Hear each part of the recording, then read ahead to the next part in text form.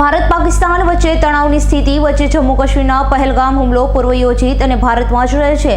આતંકવાદના ગુરુએ એવું લખાણ સોશિયલ મીડિયામાં લખ્યું હતું કે આ સાથે જ પ્રધાનમંત્રી અને ગૃહમંત્રીના ફોટા સાથે વિડીયો ફેસબુક પર અપલોડ કરી દેશના સાર્વભૌમિક અને એકતા જોખમાય તેવું કૃત્ય કરનાર વિરુદ્ધ અમરોલી પોલીસે ગુનો નોંધી ધરપકડ કરી હતી.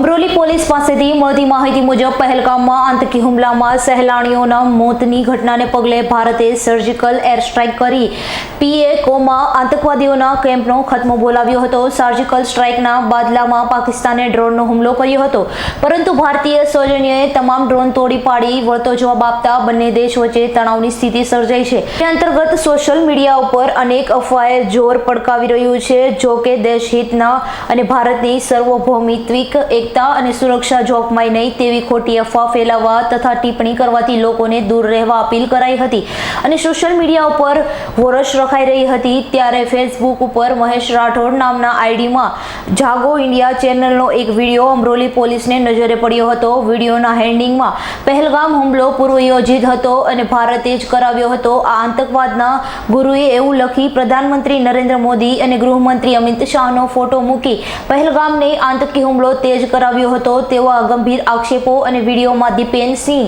પોલિટિકલ એનાલિસ્ટે એવું લખ્યું હતું કે જેથી વિડીયો બનાવનાર દીપેનસિંહ વિરુદ્ધ અમરોલી પોલીસે ફરિયાદ નોંધી તપાસ હાથ ધરી હતી અને ટેકનિકલ એનાલિસિસના આધારે પોલીસે અમરોલી જૂનો કોસાડ રોડ ખાતે આવેલ સ્વસ્તિક કોમ્પ્લેક્સમાં રહેતા મોટિવેશનલ સ્પીકર અને ગૌરક્ષક એવા દીપેશ મહેશ પરમારની ધરપકડ કરી તેમના વિરુદ્ધ કાયદેસરની કાર્યવાહી હાથ ધરી હતી.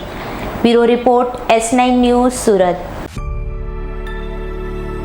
અમારી તમામ માહિતીથી અપડેટ રહેવા માટે જોડાયેલા રહો S9 ન્યૂઝ સાથે.